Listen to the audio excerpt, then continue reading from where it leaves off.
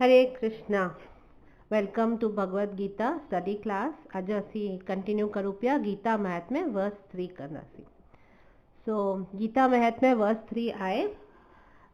मलिने मोचनं पुंसां जल स्नानं दिने दिने सकृत गीतामृत स्नानं संसार मलनाशनम।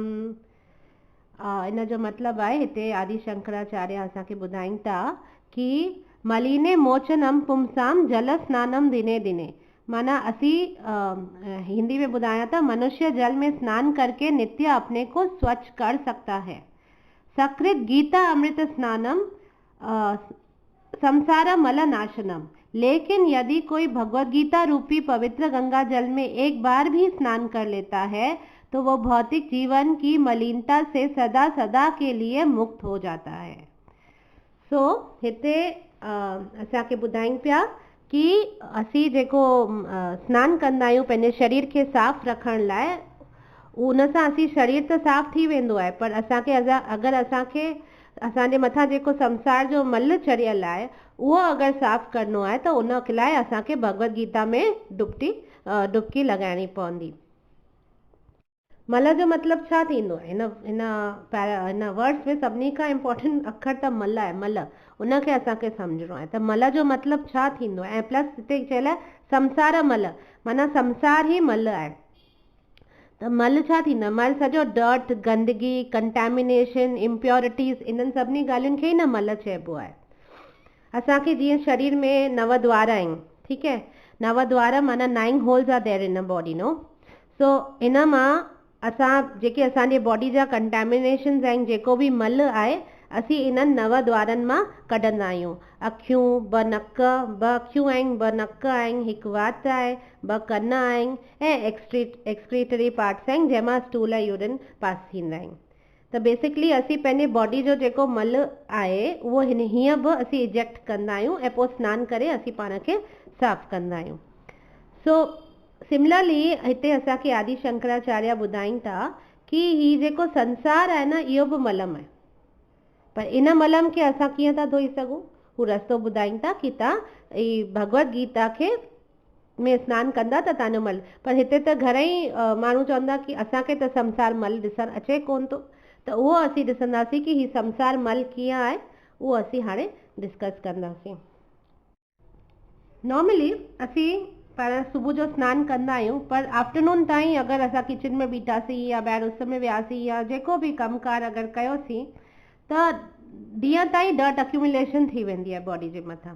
त अगेन असांखे रिपीट करिणो पवंदो आहे, अगेन असांखे सनानु करिणो। गर्मियुनि में त हिते चेन्नई में त कॾहिं कॾहिं 3 दफ़ा सनानु करिणो पवंदो आहे। So it is so hot over here.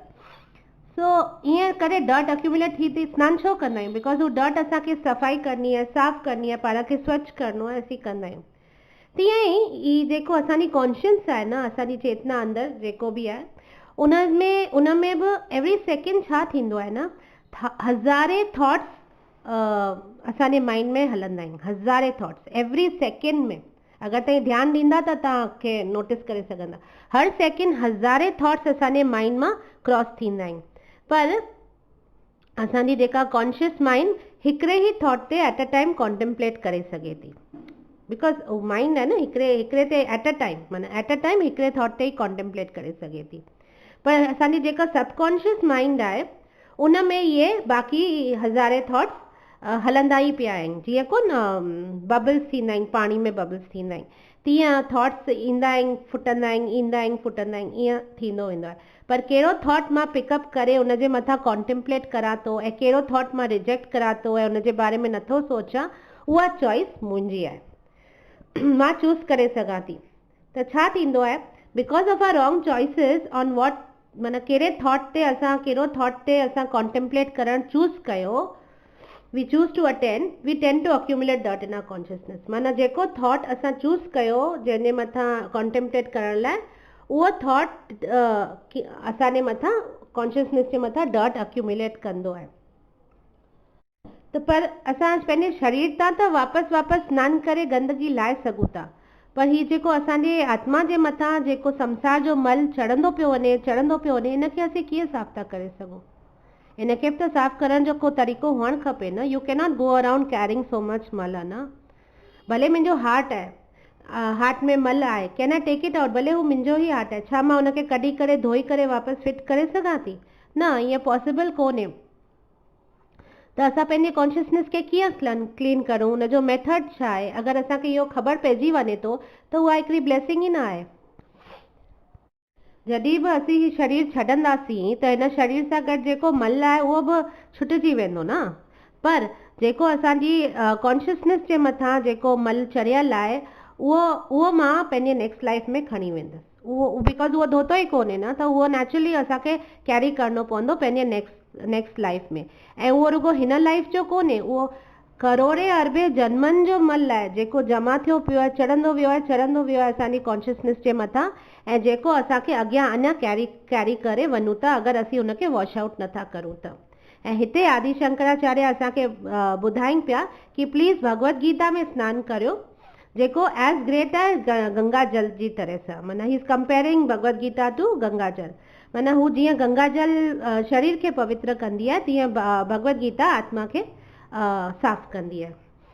So it will clean the dirt of material life permanently. त असां जेको नॉर्मल सनानु कंदा आहियूं उहो परमानेंट कोन हूंदो आहे, असांखे वरी वरी सनानु करिणो पवंदो आहे। पर भगवत गीता में अगरि असां सनानु कयो त असांजे मथां जेको जन्मनि जो मल चढ़ियल आहे न उहो परमानेंटली क्लीन थी वेंदो। छा असांखे सम्झ में ई कोन ईंदो आहे कि ही एक्चुअली जेका बॉडी आहे इहा ई मल आहे। ही असांखे मल कैरी कयोसीं पे हेतिरनि जन्मनि खां, ऐं मल आहे तॾहिं ई असांखे बॉडी मिली आहे। अगरि मल न हुजे हा न असांजे कॉन्शियसनेस ते त असांखे बॉडी मिलण जी ज़रूरत ई न हुजे हा। त ही रीज़न अगरि असांखे अॼु बॉडी मिली आहे त उहो असांजे मलनि जे करे ई असांखे बॉडी मिली आहे। It is the manifestation of our मल। So instead of cleaning it असीं छा पिया करूं, पाण हुनजे मथां अञा वधीक संसार जो मल चाढ़ंदा पिया वञूं।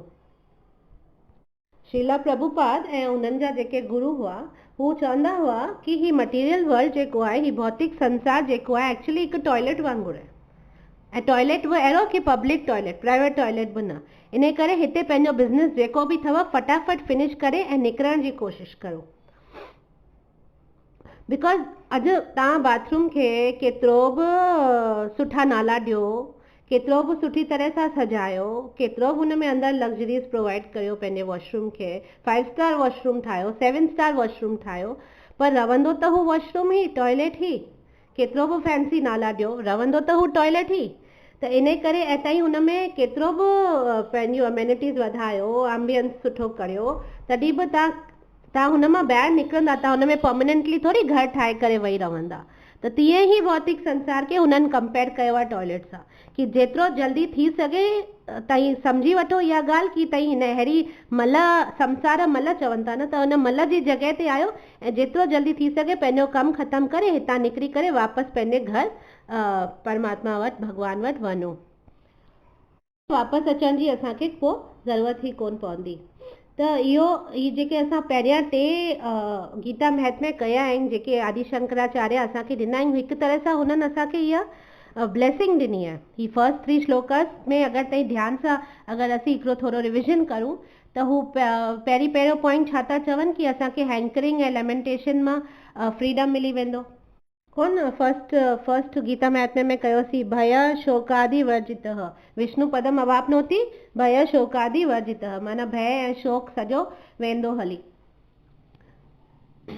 ऐं पोइ वरी नेक्स्ट चवनि था असांखे कि कीअं असांजा पास्ट सिंफुल रिएक्शन्स विदाउट प्राश्चित वेंदा हली। माना असां अगरि पुराणनि जन्मनि में जेके बि कर्म कया आहिनि, ग़लति कर्म कया आहिनि, उन्हनि जो जेको कोन चयूं पूर्ण जन्म कृतानि च नैव शांति ही पापानि पूर्व जन्म कृतानि च, माना असांजे जेके पास्ट लाइफ जा जेके बि कर्म आहिनि उहे वॉश आउट थी वेंदा भगवत गीता खे पढ़ण सां। उहो बि असांखे बिना प्राश्चित, कुझु हुनजो प्राश्चित बि कोन करिणो आहे। ऐं वरी 3rd पॉइंट असांखे चवनि था कि कीअं हू भगवत गीता पढ़ण सां असीं भॻवान जी ग्रेस अट्रैक्ट कंदासीं। अना असांखे लॻंदो आहे कि असीं पूजा करूं, अगरबत्ती ॾेखारियूं, गुल चाढ़ियूं, ॾीया ॿारियूं, सिर्फ़ु इन सां ई भॻवान सां ट्रांज़ैक्शन करे ऐं पोइ वरी उनखां कुझु घुरूं, त इन ट्रांज़ैक्शन सां भॻवान जी ग्रेस असीं नथा अट्रैक्ट करे सघूं। इहे ज़रूरी आहिनि, ठीकु आहे, पंहिंजो भाव ॾेखारण लाइ ज़रूरी आहिनि, पर एक्चुअल में असांखे उन लाइ कुझु करिणो पवंदो, उन सां कनेक्शन जोड़नो पवंदो। बसि उहो सभु ॾेखारे करे ऐं बदिले में पंहिंजे लाइ जेको बि गुरु उहो ट्रांज़ैक्शन भॻवान जी ग्रेस कोन अट्रैक्ट कंदो आहे। भॻवान जी ग्रेस अट्रैक्ट करण लाइ असांखे हुन सां कनेक्ट करिणो पवंदो आहे। कनेक्टिंग मीडियम आहे हुनजी वाणी सां जॾहिं असीं कनेक्ट करूं। ऐं पोइ हाणे असांखे ॿुधाइनि था कि कीअं ही संसार जो जेको मल आहे इहो असांजो क्लीन थी वेंदो भगवत गीता में सनानु करण सां, माना भगवत गीता खे पढ़ण सां, ऐं असांजी लाइफ पीसफुल ऐं जॉयस थी वेंदी। त बेसिकली हिते असांखे ॿुधाइनि पिया कि असां कीअं भगवत गीता में सनानु करे असां पंहिंजो पाण खे स्वच्छ करे सघूं था ऐं स्पिरिचुअलाइज़ थी सघूं था। असांजी जेका एग्ज़िस्टेंस आहे न इहा मटीरियलाइज़्ड आहे बिकॉज़ असां पाण खे बॉडी था सम्झूं। पर जंहिं मोमेंट में असां रियलाइज़ कयो कि असीं परमात्मा जा अंश आहियूं, असीं ही आत्मा ही आहियूं, एक्चुअली में बॉडी कुझु कोन्हे, त असांजो रिलेशनशिप अगरि भॻवान सां डेवलप थी वेंदो त असां ऑटोमेटिकली स्पिरिचुअलाइज़ थी वेंदासीं। ऐं अगरि असीं स्पिरिचुअलाइज़ थी वेंदासीं त असांजे मथां कुझु बि मल कोन चढ़ंदो। अॼु जीअं ब्रास या कॉपर जा ही बासण थींदा आहिनि, उन्हनि खे कीअं असांखे केतिरो माना मुश्किल सां क्लीन करिणो पवंदो आहे बिकॉज़ उन्हनि ते मल ॾाढो तकिड़ो चढ़ंदो आहे न, बिकॉज़ कॉपर या ब्रास ते कीअं कारा थी वेंदा आहिनि आई मीन, ऐं पोइ उन्हनि खे रगड़े रगड़े करे ॾाढो महिनत सां सफ़ा करिणो पवंदो आहे। ऑर्डिनरी तरीक़े सां बसि मले छॾियो ऐं हू सफ़ा थी वञे ईअं कोन थींदो आहे। लूणु खण, विनेगर खण, दुनिया भर जूं शयूं खणी करे उन्हनि खे जोर जोर सां घिसणो पवंदो आहे, केमिकल्स लॻाए करे, तॾहिं वञी हू चिमकंदा आहिनि। ऐं उहो रेगुलरली करिणो पवंदो आहे, न त हू माना कोटिंग सां कारा थींदा वेंदा आहिनि, पोइ त उन्हनि में कुझु बि खाइण या पीअण जो को मक़सदु ई कोन्हे न, बिकॉज़ हू ब्रास त कॉन्टेक्ट में ईंदी ई कोन न उन खाधे या पाणी जे, बिकॉज़ विच में हू मल आहे सॼो। त उन लाइ असांखे ॾाढी महिनत करणी पवंदी आहे। पर जॾहिं असीं पंहिंजी एग्ज़िस्टेंस खे स्पिरिचुअलाइज़ करे छॾंदासीं, भॻवान सां पाण खे कनेक्ट करे छॾंदासीं, त पोइ छा थींदो न, असीं सोन वांगुरु थी वेंदासीं। सोन थी वेंदासीं त छा थींदो, गोल्ड थी वेंदासीं। गोल्ड जे मथां कॾहिं बि अहिड़ी कोटिंग डेवलप कोन थींदी आहे जेका ब्रास या कॉपर जे मथां डेवलप थींदी आहे। So we will basically become pure permanently. छा थींदो न, ईअं छा थींदो जॾहिं असीं स्पिरिचुअलाइज़ थींदासीं न, असांजी जेके लोअर डिज़ायर्स आहिनि न उहे एग्ज़िस्ट कोन कंदियूं असांजे हार्ट में, ऐं बिकॉज़ हू एग्ज़िस्ट कोन कंदियूं त असांखे कुझु बि ट्रबल्स कोन ईंदा, बिकॉज़ असांजा जेके बि ट्रबल्स आहिनि, मूं तव्हांखे सम्झायो हो न, इन्हनि डिज़ायर्स मां ई अचनि था। जेके बि कष्ट मुसीबतूं सभु कुझु इन्हनि डिज़ायर्स मां ई अचे थो। असांजी लाइफ जा रूट जेके 4 प्रॉब्लम्स आहिनि न उहे आहिनि birth, old age, death and disease, जन्म, मृत्यु, जरा, व्याधि। कंहिंखे बि इहे खपनि कोन, पर केर बि इहो अवॉइड नथो करे सघे। सभिनी खे पंहिंजी लाइफ में इहे 4 ॻाल्हियूं त अचणियूं ई आहिनि। इन करे ही को ग़रीबी या अनएम्प्लॉयमेंट या इलेक्ट्रिसिटी या ॿिया घणेई जेके फिज़िकल प्रॉब्लम्स, जेके सोसाइटी सां जेके प्रॉब्लम्स जेके अचनि था, they are not the real problems actually. असांजा रियल प्रॉब्लम्स त ही जन्म, मृत्यु, जरा, व्याधि, बर्थ, डेथ, ओल्ड एज ऐं डिज़ीज़, इहे असांजा रियल प्रॉब्लम्स आहिनि। तव्हां कॾहिं बि इहो इन्हनि चइनी खे पंहिंजो एतिरो वॾो रियल प्रॉब्लम कंसिडर कोन कयो हूंदो, पर एक्चुअली शास्त्रनि जे हिसाब सां इहे वॾा प्रॉब्लम्स आहिनि, बाक़ी सभु त कुझु बि कोन्हनि इन्हनि जे भेट में। ऐं अगरि असीं भॻवान सां जुड़ूं पिया त तॾहिं तव्हांखे ख़बर पवंदी कि ही एक्चुअल में इहे प्रॉब्लम्स खे बि असीं ओवरकम करे सघूं था। कृष्ण भगवत गीता में चवनि था अर्जुन खे, जन्म, मृत्यु, जरा, व्याधि, दुख, दोषानु दर्शनम, माना ही दुख ऐं दोष जा ही सभु कारण आहिनि, जन्म, मृत्यु, जरा, व्याधि। पर जॾहिं असीं शास्त्र पढ़ंदासीं असांखे ख़बर पवंदी कि इहा जेका साइकिल आहे न, इहा आत्मा लाइ कोन्हे, इहा शरीर आहे, शरीर सां कनेक्टेड आहे। इहा साइकिल आत्मा लाइ कोन्हे। अगरि आत्मा सम्झी थी वठे पंहिंजो भॻवान सां कनेक्शन, बिकॉज़ आत्मा खे न बर्थ थींदी आहे, न डेथ थींदी आहे, ऐं उनखे डिज़ीज़ बि कोन थींदी आहे, उनखे ओल्ड एज बि कोन थींदी आहे। हू एवर लास्टिंग आहे, एटर्नल आहे, एवर फ्रेश आहे, यूथफुल आहे, जीअं मूं तव्हांखे अॻे ॿुधायो आहे। इन करे अननेसेसरली आत्मा बॉडी पई वठे, सिर्फ़ु असांजी स्टूपिड डिज़ायर्स जे करे बार बार उहा बॉडी पई वठे। पर कंहिंखे बि इहे सभु मलम न खपनि, डेथ, डिज़ीज़, सफरिंग, ही सभु कंहिंखे बि न खपे। बर्थ खे त माॻई माण्हू हू कोन सम्झंदा आहिनि कि दुख, बर्थ खे त रिजॉइस कंदा आहिनि, बेबी शावर्स थींदा आहिनि, सभु कुझु थींदो आहे कि बिकॉज़ बर्थ खे रिजॉइस। पर जॾहिं असीं भागवतम पढ़ंदासीं हुनजे 3rd कैंटो में ॾिनल आहे कीअं हिन जीव खे पंहिंजे माउ जे वूम में मिले थो, कीअं थो थिए, भॻवान जे अरेंजमेंट सां ही जेका सोल आहे इहा इंजेक्ट थींदी आहे माउ जे वूम में through the semen of the father. ठीकु है, त इहा इंजेक्ट थींदी आहे ऐं बॉडी डेवलप थींदी आहे। चौथे या पंजे महीने में जीवा खे उनजी चेतना मिलंदी आहे, उनजी कॉन्शियसनेस मिलंदी आहे। उन टाइम ते माना उन टाइम खां उनखे सभु फील थियणु शुरू थी वेंदो आहे, ई सभु माना जेको बि कॉन्शियसनेस बेसिकली मिलंदी आहे। सो उन टाइम ते उहो लोकेशन जंहिंमें आहे उहो फुल ऑफ स्टूल ऐं यूरिन आहे। उहो लोकेशन तव्हां ॾिसो न ॿार जी जिते आहे, it is full of stool and urine. And जेके डाइजेस्टेड थिंग्स जेके डाइजेस्ट थींदा आहिनि इंटेस्टाइन्स में थिंग, उनजो जेको न्यूट्रिशन आहे उहो ॿार जे अम्बिलिकल कॉर्ड जे थ्रू ॿार वटि पहुचंदो आहे।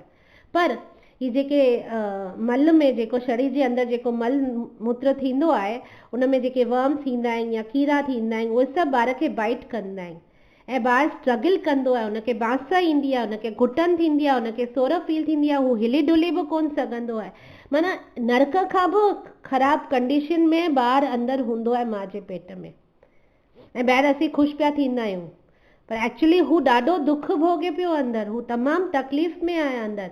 ऐं जॾहिं हू कीड़ा ऐं हू सभु हुनखे तकलीफ़ ॾींदा आहिनि ऐं ॿारु रिड़ंदो आहे, हिलंदो आहे, मूव कंदो आहे, त ओॾीमहिल माउ खे ख़ुशी थींदी आहे, अरे ॾिस मुंहिंजी ॿारु किक पियो करे, मुंहिंजो ॿारु किक पियो करे, ॾाढो ख़ुशि पियो थिए। अरे हू तकलीफ़ में अंदरि आहे तॾहिं न हू किक करे पियो, हू ॾाढी तकलीफ़ में आहे। इन करे जनम ॾाढो वॾो दुख आहे, बट बिकॉज़ असीं जॾहिं पैदा थी वेंदा आहियूं, ॿाहिरि अची वेंदा आहियूं, असांखे माया जकड़े छॾंदी आहे ऐं इन करे असांखे सभु उहो विसरी वेंदो आहे जेको असां माउ जे गर्भ में फील कयो होसीं।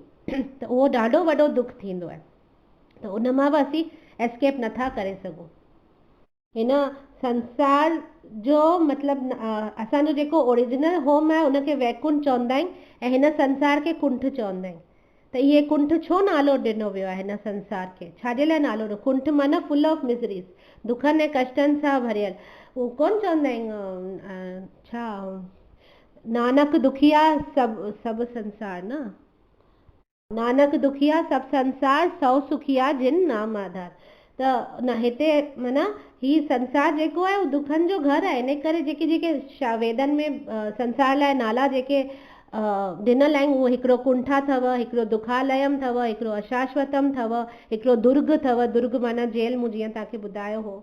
त ही सभु नाला हिन संसार खे ॾिनल आहिनि ऐं असीं हिन संसार खे ॾिसी ॾाढो ख़ुशि पिया थियूं कि असीं ॾाढी सुठी जॻह में आहियूं, ईअं कोन्हे। एक्चुअली ॿारनि खे जीअं अगरि ॾिसजे, अगरि कंहिं माइट खे ॿ टाइप्स जा ॿार आहिनि, हिकिड़ा ॿ ॿार अथसि जेके केयरिंग आहिनि, ओबीडियंट आहिनि, लविंग आहिनि, ऐं हिकिड़ा ॿ ॿार आहिनि जेके डिसओबीडियंट आहिनि, उन्हनि में हेट्रेड आहे, उन्हनि खे इंडिपेंडेंट डिज़ायर्स आहिनि, उन्हनि खे घर छॾिणो आहे, उन्हनि खे पंहिंजी पोज़ीशन ठाहिणी आहे, पंहिंजी इंडिपेंडेंस खपे। तीअं ई हिन संसार में ॿ टाइप्स जा जीवात्मा थींदा आहिनि, हिकिड़ा नित्य सिद्ध ऐं हिकिड़ा नित्य बद्ध। जेके नित्य सिद्ध जीवा थींदा आहिनि उहे हमेशह वैकुंठ में ई रहंदा आहिनि, पंहिंजे पीउ सां गॾु, पंहिंजे माना ओबीडियंट ऐं लविंग वे में, माना हू हमेशह वैकुंठ में ई रहंदा आहिनि। ऐं जेके नित्य बद्ध थींदा आहिनि उहे पाण खे इंडिपेंडेंट सम्झंदा आहिनि ऐं हिन संसार में अची करे हू फासी वेंदा आहिनि जन्मनि ऐं जन्मनि लाइ। ऐं पोइ हुननि खे हिते छो मोकिलियो वेंदो आहे? उन्हनि जे रेक्टिफिकेशन लाइ, कि जॾहिं उन्हनि खे 84 लख योनियूं मिलंदियूं ऐं उन्हनि खे आस्ते आस्ते रियलाइज़ थींदो कि हिते केतिरा कष्ट आहिनि, केतिरा क्लेश आहिनि ऐं कहिड़ियूं भयानक योनियूं आहिनि, वरी पुनरपि जननम पुनरपि मरणम सभु कुझु आहे, तॾहिं हू आस्ते आस्ते जॾहिं फाइनली रियलाइज़ कंदा आहिनि कि ही जॻह कुंठ आहे ऐं असांजो घर वैकुंठ आहे, तॾहिं उन्हनि खे रस्तो मिलंदो आहे ऐं हू वापसि वेंदा आहिनि। सो बेसिकली 2 टाइप्स ऑफ जीवा थींदा आहिनि, नित्य बद्ध ऐं नित्य सिद्ध। हाणे नित्य बद्धनि खे नित्य सिद्ध थियण लाइ कहिड़ो प्रोसेस करणो पवंदो? हिते आदि शंकराचार्य असांखे ॿुधाइनि पिया कि तव्हांखे भगवत गीता में सनानु करणो पवंदो। सनानु मतिलबु श्रवणम कीर्तनम, श्रवणम माना ॿुधणु, कीर्तनम माना हुनखे रिसाइट करणु, हुनखे पढ़णु। त जॾहिं असीं इहो कंदासीं त इहा प्रोसेस आहे असांखे साफ़ करण लाइ, ऐं बिकॉज़ असीं साफ़ थी वेंदासीं त पोइ असांखे वापसि घर घुरायो वेंदो ऐं असीं वापसि नित्य सिद्ध थी सघंदासीं। त हिन जेको काल सर्प आहे हिनखे असां पास नथा करे सघूं, जेको स्नेक ऑफ टाइम आहे हिन संसार में, असीं हिन चक्कर में ई पिया हलंदासीं ऐं कॾहिं असीं हिन मां ॿाहिरि कोन अची सघंदासीं। केॾी महिल असांखे लॻंदो आहे, थोरो वैराग्य ईंदो आहे, थोरो वेंदा हली आहियूं, वरी वापसि माया बिकॉज़ ॾाढी स्ट्रॉन्ग आहे न, त वापसि असांखे छिके छॾंदी आहे। त असांजो अञा मल धोतो ई कोन हूंदो आहे, अञा थोरो ई असां शुरू कयो हूंदो आहे, वरी वापसि असांखे माया छिके वठंदी आहे। इन करे असांखे तमामु एंडेवर करिणो पवंदो, सिंसियर कोशिशि करणी पवंदी। बिकॉज ॾिसो न, टेम्पररी वैराग्य घणेई आहिनि। ॾिसो हिकिड़ो आहे, जीअं ॿार जो ई मूं तव्हांखे एग्ज़ाम्पल ॿुधायो कि कीअं माउ ॿार खे जनमु ॾींदी आहे, ओॾी महिल हुनखे एतिरी पीड़ा थींदी आहे, एतिरी पीड़ा थींदी आहे, एतिरी पीड़ा थींदी आहे, जो हू चवंदी आहे बाबा वरी त मां ॿियो ॿार कोन ॼणंदसि बाबा। ओॾी महिल त हुनखे टेम्पररी वैराग्य चइबो आहे। हू ओॾी महिल बसि थोरी देरि लाइ थींदो आहे, बिकॉज हू कष्ट, वरी जीअं टाइम बीतजंदो आहे हुनखे उहो कष्ट विसरी वेंदो आहे ऐं वरी खां हू प्रेग्नेंट थी वेंदी आहे।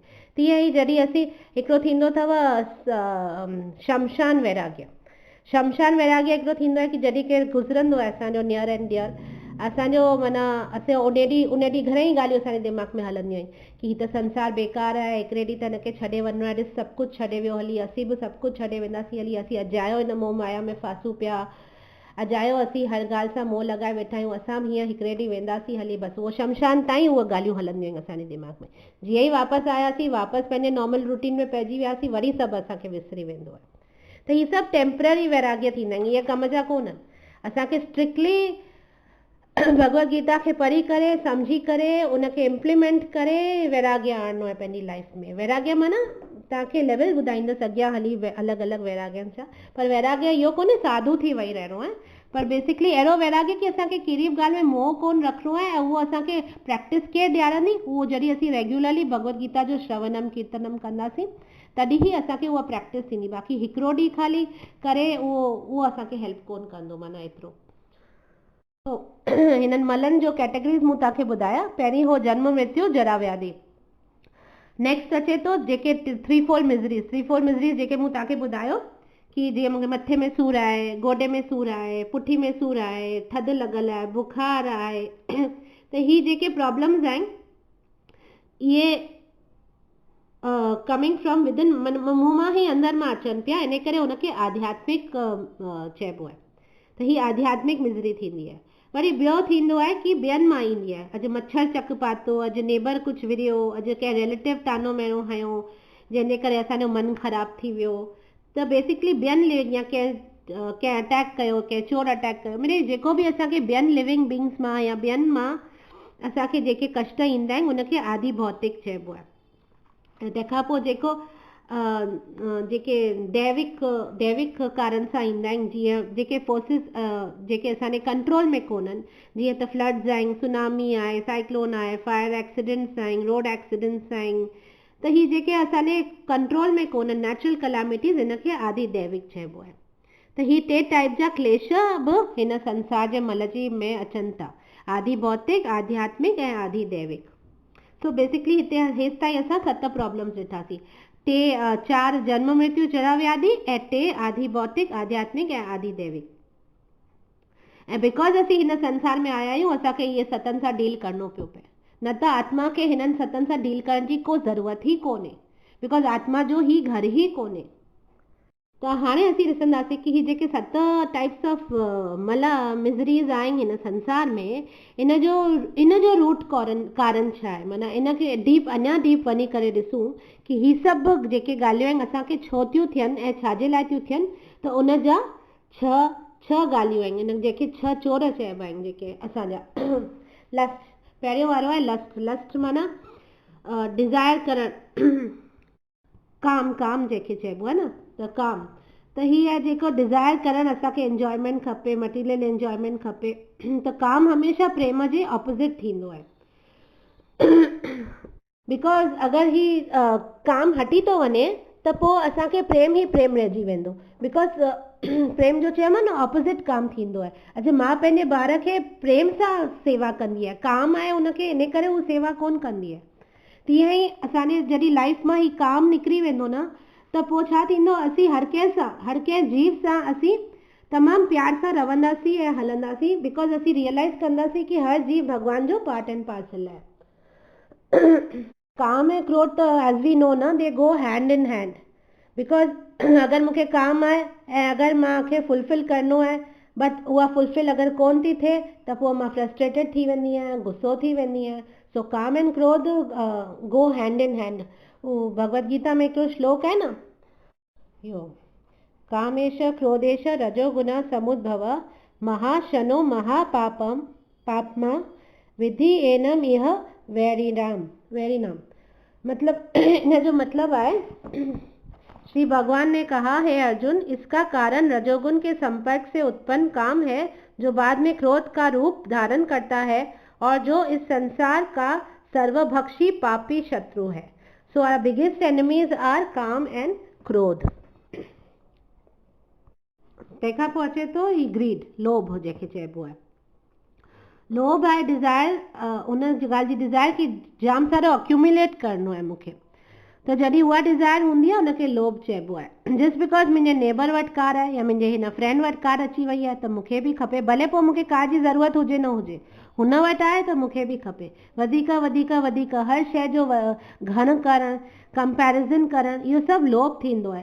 ऐं उन लाइ छा थींदो आहे, असांखे अननेसेसरीली एंडेवर करिणो पवंदो आहे। अॼु जेतिरियूं घणियूं शयूं जेके असांखे ज़रूरत कोन्हनि असीं अगरि जमा करण जी इच्छा रखूं था त उन लाइ असांखे कमु त वधीक करिणो पवंदो, उन लाइ एंडेवर वधीक करिणो पवंदो। हल पैसनि जी प्रॉब्लम न बि हुजे तॾहिं बि जॾहिं असीं उन्हनि खे पाण वटि जमा कंदासीं त उन्हनि खे मेंटेन त करिणो पवंदो, उन्हनि खे संभालणो पवंदो, त अननेसेसरीली एंडेवर आहे। ज़रूरत खां वधीक शयूं रखणु is total waste of time and energy. इहो त वास्तु बि ॿुधाईंदो आहे कि जेका शइ तव्हांजी ज़रूरत जी कोन्हे अगरि तव्हां वटि आहे त उहो तव्हांजी टाइम ऐं एनर्जी खे ड्रेन वेठी करे। इन करे असांखे रीज़नेबली कमु करणु खपे, work reasonably and just enough to maintain ourself. असांखे जेको मेंटेन करण लाइ ज़रूरी आहे, मुंहिंजी फैमिली खे मेंटेन करण लाइ ज़रूरी आहे, एतिरो करणु खपे। बिकॉज न त छा पोइ असांखे ख़बर बि कोन पवंदी आहे, असीं पंहिंजे मथां कर्म चाढ़ंदा वेंदा आहियूं। अॼु हिकिड़ो गवर्नमेंट एम्प्लॉई ॾिसो, उनखे जेका तनख़्वाह मिले थी उन मां हू संतुष्ट रही सघे थो, पर हू ब्राइब्स वठे थो। छो की लाइ हुनखे अञा पंहिंजे फैमिली खे मौज ॾियणी आहे, ऐश ॾियणो आहे, हुनखे टेम्पटेशन आहे, माया टेम्पटेशन ॾिए थी ऐं हू वठे थो ऐं पोइ हू हुनखे लॻे थो मां वेल्थ अक्यूमुलेट पियो करां, पर एक्चुअली हू सिन अक्यूमुलेट पियो करे। त हर ॻाल्हि में, रुॻो हिन ॻाल्हि में बि न, हर ॻाल्हि में अॼु असीं खाधो बि अगरि ओवर ईटिंग करूं था, ओवर ईटिंग मतिलबु अखियुनि जी बुख हूंदी आहे, पेट खे एतिरी ज़रूरत कोन हूंदी आहे। बिकॉज पेट खे असां जनरली ॾिठो वियो आहे जेतिरी रोटी असीं खाऊं था पेट भरे जेको असीं चवंदा आहियूं, एक्चुअली 1/4 ई खपे असांखे मेंटेन करण लाइ, 3/4 त असांजे डॉक्टर खे मेंटेन कंदो आहे। जेका बि रोटी असीं खाईंदा आहियूं न उनजो 1/4 ई असांखे मेंटेन कंदो आहे, 3/4 असांजे डॉक्टर खे मेंटेन कंदो आहे। इहो चयो वेंदो आहे छो की नेचुरली असीं अगरि वधीक खाईंदासीं उन वधीक खाइण सां ई बीमारियूं थींदियूं आहिनि ऐं पोइ असांजो डॉक्टर वटि वेंदा पैसा। त इन करे हर का ॻाल्हि में लोभ सुठो कोन्हे, माना लोभ इज़ समथिंग। गुरु ग्रंथ साहिब में हिकिड़ो उहो आहे न शब्द आहे न, लोभ लहर अत नीजर, नीजर मुंहिंजो थोरो इहो मूंखे सवलो ईंदो कोन्हे pronunciation, but I will try. लोभ लहर अत नीजर की बाजे, कइये डूबे केशवा, कइया डूबे केशवा, संसार समुंदे तार गोबिंदे। माना ही जेको लोभ लहर, माना जेका ही वेव्स ऑफ लोभ जेके आहिनि मूं में, इहे कॉन्स्टेंटली मूंखे अटैक पिया कनि ऐं मुंहिंजी बॉडी मां डूबा पियो उन में डूबा पियो। कइया डूबे केशवा, मां उन में, हे केशव मां उन में डूबा पियो। त संसार समुद्रे तार गोबिंदे, माना हिन संसार रूपी समुद्र जे हिननि लोभ जे जेके वेव्स आहिनि इहे मूंखे खणी डुबनि पियूं, प्लीज़ हिन संसार रूपी समुद्र मां मूंखे तार। तंहिंखां पोइ अचे थो प्राइड। त प्राइड में कीअं थींदो त आई वॉन्ट रिस्पेक्ट, बिकॉज असांखे हर कंहिंखे पंहिंजो हिकिड़ो मान आहे कि हा मूंखे रिस्पेक्ट मिलणु खपे, मूंखे रिस्पेक्ट खपे। ह्यूमिलिटी त कंहिं में आहे ई कोन। त प्राइड बि हिकिड़ो एस्पेक्ट आहे जेको रूट कारण आहे हिन संसार जे मिज़रीज़ जो। तंहिंखां पोइ एनवी आहे। एनवी माना छा, मां कीअं हिंदी में सिंधी में चवां, एनवी माना ॿिए खां सरणु पोसणु, डिस्पाइस करणु, माना जेलसी फील करणु। त इहो सभु एनवी आहे। इहो बि ॾाढो डेंजरस आहे, बिकॉज छा थींदो न, अगरि असां एनवी रखंदा आहियूं त उहो असां पंहिंजी लाइफ ते फोकस कोन करे सघंदा आहियूं। त लाइफ ते it prevents us from focusing on our life. Like it is ईअं आहे कि अगरि असीं एनवी रखूं था पंहिंजे मन में कंहिंजे लाइ, द्वेष, द्वेष राइट, द्वेष चइबो आहे। त अगरि असीं को द्वेष भाव रखूं था कंहिंजे लाइ त it's like holding a burning coal in your hand to throw it at that person someday. माना असीं हिकिड़ो ॿरंदड़ कोयलो पंहिंजे हथ में झले वेठा आहियूं कि कंहिं ॾींहुं असीं हिनखे मथां फिटी कंदासीं, पर असांखे इहो ध्यानु कोन हूंदो आहे कि हू ॿरंदड़ कोयलो असांखे ई सारे पियो, मुंहिंजे हथ खे ई सारे पियो। इन करे एनवी सभिनी खां डेंजरस आहे चवंदा आहिनि। ऐं शास्त्रनि में बि त इहो ई चयो वियो आहे, हिन एनवी जी वजह सां ई अॼु असीं हिन संसार में आहियूं। अगरि एनवी न हुजे हा न त असीं वैकुंठ में ई हुजूं हा। रूट कारण त एनवी ई आहे, सभिनी खां बेसिक जेको कारण आहे। तंहिंखां पोइ अचे थो मोह। मोह माना अटैचमेंट। अटैचमेंट जेको आहे त हीउ सॼो माया आहे, असांखे ख़बर आहे। इहो असांखे अट्रैक्ट करे थी त असांखे हर ॻाल्हि सां अटैचमेंट थिए थी। जेको आहे उन सां बि अटैचमेंट, जेको न आहे उनखे पाइण जो अटैचमेंट। बेसिकली मोह असांखे इल्यूजन बि क्रिएट करे थो। त मोह इज़ लाइक जेको सच कोन्हे उनखे सच बि ॾेखारे थो। सो बेसिकली इहो असांखे असीं इहो रियलाइज़ कोन था करूं कि जेको बि अॼु असां वटि आहे it will be taken away from us. माना असांजी यूथ वेंदी हली, हर का ॻाल्हि असांजी बॉडी वेंदी हली, सभु असांखे छॾिणो पवंदो, एवरीथिंग विल गो अवे। पर तॾहिं बि असांजे मोह जे करे असां उहो बिलीव नथा करूं। हिकिड़ो ॿियो गुरु ग्रंथ साहिब में हिकिड़ो शब्द आहे, पर मूंखे यादि कोन पियो अचे, ठीकु आहे ॿिए कंहिं दफ़े आई विल टेल यू। त ईअं करे घणेई इंस्टेंसिस आहिनि, भरिया पिया आहिनि शब्द हर कंहिं पंथ में। इहे संसार खे सम्झाइण जा कि संसार कीअं मल आहे, इहो सम्झाइण लाइ जाम सारा श्लोक भरिया पिया आहिनि। त हाणे मां तव्हांखे हिकिड़ी स्टोरी ॿुधाईंदसि, पोइ मां तव्हांखे उनजो मॉरल ॿुधाईंदसि। त हिकिड़ो लकड़हारो हो, ओके।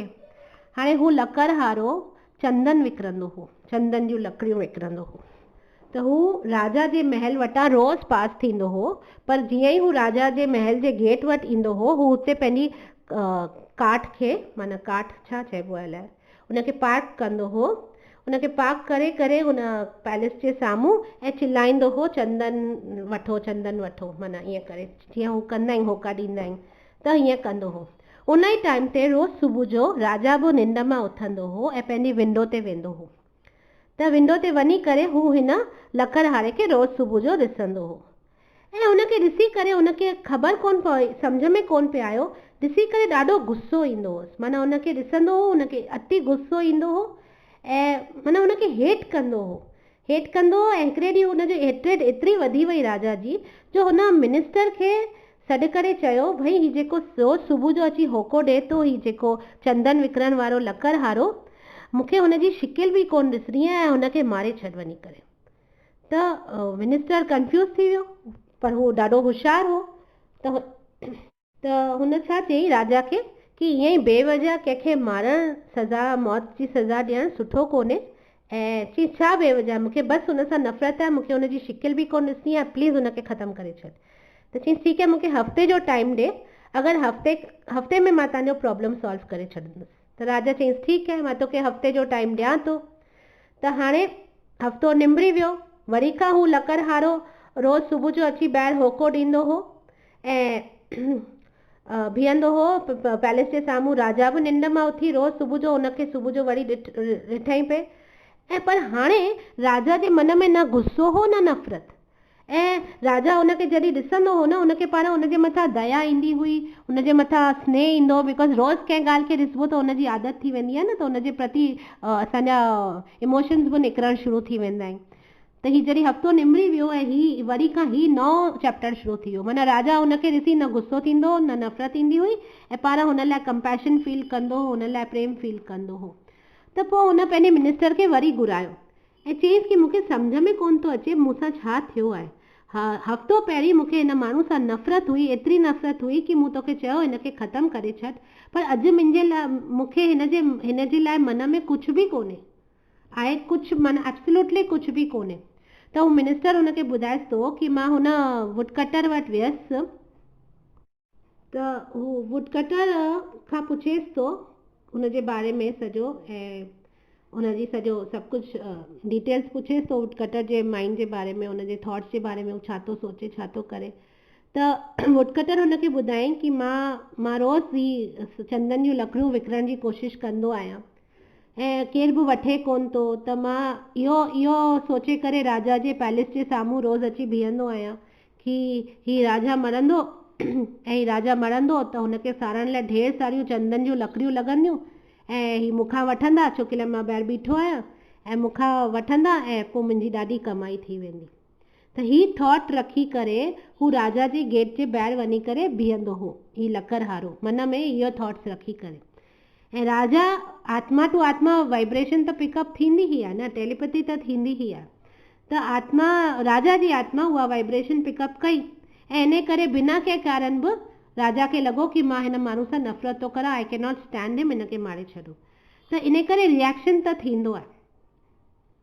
असीं कंहिंजे लाइ बुरो सोचूं था या बुरो भाव रखूं था या ॿियो असांजे मन में जेको बि हले पियो साम्हूं वारे ते उहो पहुचंदो ई आहे, उहो ज़रूरु थींदो आहे, उहो उनजो असांजो every thought will have that kind of reaction also. त मिनिस्टर छा चयईंसि हिन लकड़हारे खे, छा थियो कि मिनिस्टर चयईंसि कि हाणे असीं हिकिड़ो वॾो यज्ञ करण वारा आहियूं पैलेस में, ऐं उहो यज्ञ इन लाइ पिया करूं कि राजा जी वॾी उमिरि थिए, ऐं उहो यज्ञ लाइ असांखे ढेर सारो काठ खपे, त तूं असांखे मां चाहियां थो तूं असांखे सप्लाई कर। त असां ही जाम ॾींहंनि ताईं यज्ञ हलंदो ऐं राजा जी वॾी उमिरि लाइ इहो यज्ञ थींदो पियो हमेशह ई, त असांखे रेगुलर काठ खपंदो जेको तूं सप्लाई कंदे।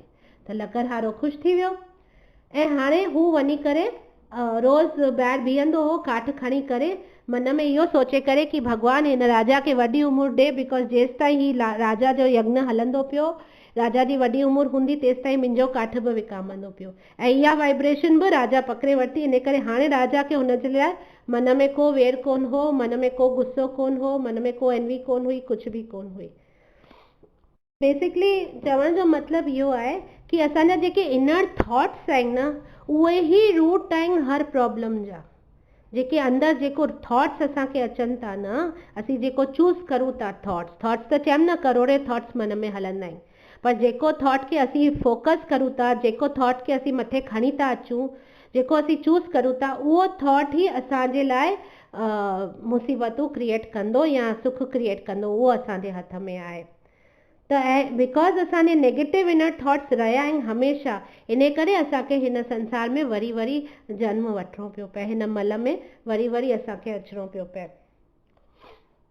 त हाणे असां ॾिठोसीं कि 4 प्रॉब्लम्स आहिनि, जन्म मृत्यु जरा व्याधि, तंहिंखां पोइ 2 क्लेश आहिनि, आदि भौतिक, आध्यात्मिक ऐं आदि दैविक। ऐं इन्हनि जा 7 जा क्लेशनि जा कारण छा आहिनि, रूट कारण इहे 6 ॻाल्हियूं, काम क्रोध लोभ मोह मद मत्सर जैसे कि चवंदा आहिनि। त इहो थी विया। हाणे अगरि असीं अञा डीप वञूं त हिकिड़ो फाइनल कारण आहे, डीपेस्ट जेको कारण आहे, जंहिंजे वजह सां ही सॼो वण उगजे थो क्लेशनि जो, ही डीपेस्ट जेको कारण आहे उहा आहे असांजी इग्नोरेंस, असांजी अज्ञानता। Because we have no knowledge, इन करे ही सॼो हेॾो वॾो प्रॉब्लम्स जो वण उगजे थो। दैट इज़ द रूट, सभिनी खां जेको रूट कारण जेको आहे उहो आहे असांजो इग्नोरेंस। बिकॉज़ असांखे इहो ख़बर ध्यानु कोन था ॾियूं ऐं ख़बर बि कोन्हे कि असीं केरु आहियूं, असीं हिते छो आहियूं, असीं हिते छा पिया करूं, ही संसार कंहिं ठाहियो, छो ठाहियो, हिन जो पर्पस छा आहे, what is the solution to all these problems, what is the relationship between me and the lord, मां ही डिफिकल्टीज़ खे कीअं ओवरकम करां। त इहे क्वेश्चन्स असांखे पुछणा आहिनि, ऐं जॾहिं असीं इहे क्वेश्चन्स पुछंदासीं ऐं जॾहिं असांखे हिन जा आंसर्स मिली वेंदा, तॾहिं ई असीं एक्चुअल में हिन संसार में सफल थी सघंदासीं। ऐं ही केरु असांखे हेल्प कंदो इग्नोरेंस रिमूव करण लाइ, असांजी अज्ञानता मिटाइण लाइ? भगवत गीता। सिंपल, भगवत गीता में सनानु करो, पंहिंजी अज्ञानता खे दूर करो ऐं पोइ जेको मल आहिनि सभिनी सां असीं डील करे सघंदासीं। त हाणे हिते असीं वापसि हिन श्लोक खे ॾिसूं त संसार वर्ड यूज़ कयल आहे, मलनाशनम यूज़ कयल आहे। त ही संसार खे जीअं असांखे ख़बर आहे हिकिड़ो समुद्र वांगुरु चवंदा आहिनि न, असांखे इहो सम्झणो आहे कि जेको सागर आहे, इन सागर जो जेको नेवर एंडिंग सागर आहे, संसार हिकिड़ो नेवर एंडिंग जीअं त सागर आहे, ओशन आहे, इन जे जेके शोर ते, हिकिड़े शोर ते असांजो फादर असां लाइ वेट पियो करे, भॻवानु असां लाइ उते वेट पियो करे। ऐं असां ही जेके 84 लख योनियूं आहिनि, असां इन में जन्म वठी वठी करे हाणे इंसान जी योनि में, ह्यूमन जी योनि में आया आहियूं। ऐं ह्यूमन जी बॉडी जेका आहे उहा हिकिड़ी शिप आहे, उनखे बोट चवंदा आहिनि, जेका असांखे हेल्प कंदी हिन संसार रूपी समुद्र खे क्रॉस करण लाइ। ॿिया योनियूं बोट कोन्हनि, ही जेका ह्यूमन योनि आहे इहा ई बोट आहे जेका हिन मल वारे संसार खां असांखे क्रॉस करे वठी वेंदी। पर उन लाइ असांखे केरु खपे असांजी अज्ञानता दूर करण लाइ, बिकॉज़ ज्ञान कोन हूंदो कीअं क्रॉस कबो त कीअं कबो उहो त असांखे कोन ख़बर आहे न। त उहो असांखे केरु हेल्प कंदो, ओॾीमहिल गुरु असांखे हेल्प कंदो। गुरु असांजी शिप खे माना असांजी शिप माना जेका असांजी बॉडी आहे, गुरु उनखे गाइड करे ऐं कैप्टन थी करे असांखे घर वापसि वठी वेंदो। पर उहो गुरु बि अगरि शिप बि अगरि वेंदी आहे समुंड में त भले केतिरो बि एफिशिएंट ड्राइवर छो न हुजे या कैप्टन छो न हुजे, हू हवाउनि जो साथ खपंदो आहे। हवाऊं विंड्स ऑफ द सी चवंदा आहिनि न, त हू विंड्स ऑफ द सी अगरि फेवरेबल आहिनि त तई पंहिंजे डेस्टिनेशन ताईं आराम सां पहुची वेंदा, न त ॾाढो टॉस टर्न लुडी लुडी करे टाइम वठी करे पहुचंदा। त हू विंड्स जेके आहिनि, हू ब्रीज़िस जेके आहिनि, जेके फास्ट ऐं स्मूथली असांखे असांजे डेस्टिनेशन ताईं वठी वेंदी, उहा भगवद गीता आहे। So Bhagavad Gita will take us, they are the favorable winds that take our human रूपी जेका बॉडी आहे उनखे वठी वञण लाइ guru is the captain of the ship. त ईअं इन प्रोसेस सां असीं वापसि घर वञी सघूं था, इन संसार मल रूपी संसार खे पार करे सघूं था। हिकिड़ी ॻाल्हि असांखे बि यादि रखणी आहे कि असांखे मरण जी ज़रूरत कोन्हे हुते पहुचण लाइ, भॻवान सां मिलण लाइ। You don't have to wait to die, it's not necessary.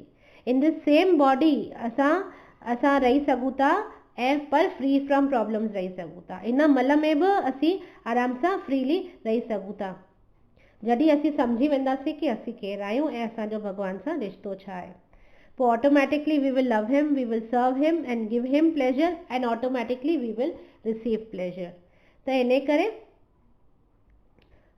V don't have to wait to die. असां हिन जन्म में ही हिन योनि में ही, हिन ह्यूमन फॉर्म में ही, हिन टाइम ते ही असीं हिन संसार रूपी मल मां निकिरी सघूं था। हिकिड़ो संत एकनाथ जी हिकिड़ी स्टोरी आहे, हिकिड़ो पास्ट टाइम आहे संत एकनाथ जो, कि हिकिड़ो भक्त हुन वटि वञे थो ऐं माना नओं भक्तो अञा ताईं, ऐं संत एकनाथ त तमामु वॾा पहुतल संत हुआ। त हुनखे वञी चएसि थो कि तोखे छा ई सॼी ज़िंदगी ताईं हीअं कीअं था बिताए सघो, कहिड़ो ॾुखियो आहे, माना सभु कुझु छॾे ऐं वैराग्य करे ऐं हीअं माना सॼो ॾींहुं पूजा पाठ शास्त्र ऐं हीअ सभु ताईं कीअं हीअं पंहिंजी, तव्हांखे केॾी महिल दिलि कोन थींदी आहे असीं कुझु हीअ करूं कुझु हू करूं, को जंहिंखे ताईं पाप कैटेगरी में विझंदा आहियो औरा कर्म करूं, त हू तव्हांखे दिलि कोन थींदी आहे हीअ सभु करण ते। त हुन संत एकनाथ हुनखे जवाबु हुन ॻाल्हि जो कोन ॾिनो, ख़ाली चईंसि हींअर त तूं पाण जो सोच, छोकी लाइ मां तुंहिंजे मथे ते पढ़ी सघां थो कि तूं 7 ॾींहंनि में मरण वारो आहीं, त इन करे हाणे तूं फ़िलहाल पंहिंजो सोच, पोइ हिन ॻाल्हि जे बारे में मुंहिंजे बारे में सोचजां। अरे हुन माण्हू संत एकनाथ जो त ॾाढो नालो आहे, त हुन अगरि चयो कि मां 7 ॾींहं में मरण वारो आहियां त माना पकी ॻाल्हि आहे। हू भॻो वापसि पंहिंजे घर, हू 7 ॾींहं ई हुन अरेंजमेंट्स कयूं पंहिंजी लाइफ में, माना जेके जेके हुनजी रिस्पॉन्सिबिलिटीज़ हुयूं, जेके ज़रूरी कम हुआ, सभु कुझु हुन निपटाया। आई मीन पंहिंजी लाइफ एतिरी, माना हू 7 ॾींहंनि में जेतिरो थी सघे हुन पंहिंजा कर्म कया जेके हुनखे तमामु ज़रूरी लॻा, ऐं सॼो माना बेसिकली लाइफ खे ऑर्डर में आंदई पंहिंजी सॼी। त जॾहिं 6 ॾींहं संत एकनाथ हुनखे विज़िट थो करे, हुनजे घर थो वञे, त एकनाथ हाणे हुन खां पुछेसि थो कि 6 ॾींहंनि में तो कहिड़ो पाप कयो, मूंखे प्लीज़ ॿुधाए। त हू चएसि थो पाप, टाइम ई किथे आहे, मूं वटि टाइम ई किथे आहे, तो चयो 7 ॾींहं में मां मरण वारो आहियां, मूंखे ज़िंदगी में हेतिरा ज़रूरी कम करणा हुआ, मां उहे ॾिसां कि वही एंजॉयमेंट करां ऐं पाप करां ऐं पंहिंजी मन जी संतुष्टि लाइ ऐश करां या हीअ सभु कम करां। त उहो एकनाथ चएसि थो इहो ई तूं मरण वारो कोन आई सुभाणे, तोखे इहो ई सेखारण लाइ मूं तोखे चयो हो, तुंहिंजी कुझु मृत्यु कोन लिखियल आहे 7 ॾींहंनि में। तीअं ई असांखे ख़बर कोन्हे कि कॾहिं असांजी मृत्यु ईंदी। असीं हिन संसार में टेम्पररी आहियूं, त जॾहिं असीं उहो सोचंदासीं न त असांखे हीअ सभु बेकार ॻाल्हियूं करण जो टाइम ई कोन मिलंदो, न इहे ॻाल्हियूं असांखे अट्रैक्ट कंदियूं।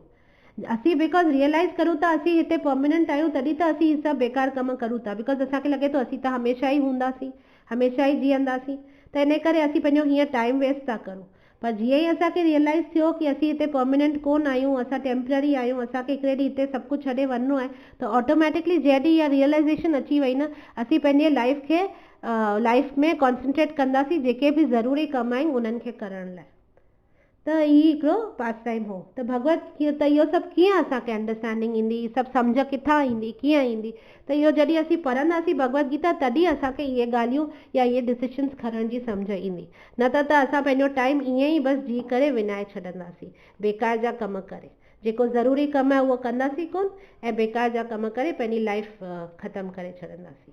इन करे we have to realise this non permanent nature of this material world. It is not permanent of this body. So इहो हिकिड़ो पास टाइम हो। सो बेसिकली असांखे इहा अंडरस्टैंडिंग आनी आहे कि हीउ जेको संसार आहे जंहिंखे चवनि था फुल ऑफ मल आहे, इहो दुखालयम अशाश्वतम आहे। ऐं हिते माना असांखे रियलाइज़ करिणो आहे कि अगरि असीं कंहिं कोयले जी खान में घिरूं था हिकदमि प्योर वाइट क्लीन साड़ी पाए करे, असीं केतिरो बि पाण खे बचाए हलूं न, केतिरो बि पाण खे बचाए हलूं, तॾहिं बि असांजी साड़ी ते दाग त लॻंदो ई। छो कि लाइ ही जॻह ई ओड़ी आहे। अॼु कोयले जी खान में तव्हां घिरो, केतिरो बि पाण खे संभालियो, केतिरो बि संभालियो, दाग त लॻंदो ई। पदम पदम यथ विपदम, इहो ही संसार आहे। पग पग ते विपतियूं आहिनि, पग पग ते क्लेश आहिनि, कष्ट आहिनि ऐं पग पग ते असांखे अपवित्र करण वारियूं ॻाल्हियूं आहिनि ऐं असांजे उहे अंदरां ई असीं क्रिएट करूं था बिकॉज़ रॉन्ग थॉट्स रखूं था। त इन करे असां कीअं बचायूं पाण खे, कीअं हिन मल में रही करे बि पाण खे स्वच्छ रखूं, साफ़ रखूं। त हुन लाइ रूपा गोस्वामी हिकिड़ा वॾा संत हुआ, उन्हनि पद्यावली में इहे 4 लाइनूं लिखियूं आहिनि, उहो मां तव्हांखे ॿुधायां थी। अहो अहो भी न कलेर विद्युते, सुधा सुधारा मधुरम पदे पदे, दिने दिने चंदन चंद्र शीतलम, यशो यशोदा तनयस्य गीयते। माना जेको यशोदा जे बेटे जो गानो ॻाईंदो या जेको यशोदा जे पुट जो गानो ॻाए पियो, उन जे बारे में अगरि हू ॿुधे पियो, हुन जी पूजा करे पियो, हुन जो भॼन करे पियो, हुन जो छा थींदो उहो ही श्लोक में हू ॿुधाए थो। ही जेके कली जा क्लेश आहिनि न, हुनखे छुए कोन सघंदा। जीअं कोयले जी खान में तई केतिरी बि प्योर वाइट साड़ी पाए वञो ऐं तव्हांखे तिर दाग न लॻे, ही मिरेकल आहे कि कोन्हे? तीअं ही हिन संसार में, हिन क्लेशनि में रही करे बि असांखे उहे टच न कनि, उहो मिरेकल कीअं थींदो? जॾहिं असीं यशोदा जे पुट जी पूजा अर्धना याचना श्रवणम कीर्तनम सभु कंदासीं। त अहो अहो बि न कले विद्युतते, हा, अहो अहो बि न कले विद्युत, माना ही कली जो क्लेश हिनखे हथ कोन लाए सघंदा। सुधा सुधारा मधुरम पदे पदे, माना सभु माण्हू गर्मी में मरंदा पिया, हू त जीअं एयर कंडीशन में हूंदो। सभु माण्हू सफ़र कंदा पिया हिन भौतिक जगत में, पर हू फुल आनंद में हूंदो। लाइक हुन लाइ ईअं हूंदो कि हुन लाइ कस्टमाइज़ AC लॻल आहे, हू जिते जिते वेंदो, जीअं जीअं रहंदो, हुनखे AC जी हवा पई मिलंदी, पर ॿिया सभु गर्मी में मरंदा पिया। त दिने दिने चंदन चंद्र शीतलम, माना हुनखे माना सभु गर्मी में हूंदा ऐं हुनखे ईअं लॻंदो कि हुनखे केरु चंदन पियो लॻाए, एतिरो हुनखे सुख ऐं शांती ऐं कूलिंग जी अनुभव थींदो। हुनखे ईअं लॻंदो कि जीअं केरु हुनखे चंदन पियो लॻाए। छो कि लाइ हू यशोदा जे पुट जी सेवा पियो करे। सो इहो शास्त्रनि में विधि आहे हिन मल में रही करे बि पवित्र रहण जी, हिन मल में रही करे बि ईअं रहण जी कि हिते जे मल जा जेके बि दुख क्लेश आहिनि असांखे टच न कनि। सो दैट इज़ द विधि। सो हिते गीता महात्म्य 3 ख़तम थो थिए। So thank U very much. Hare Krishna.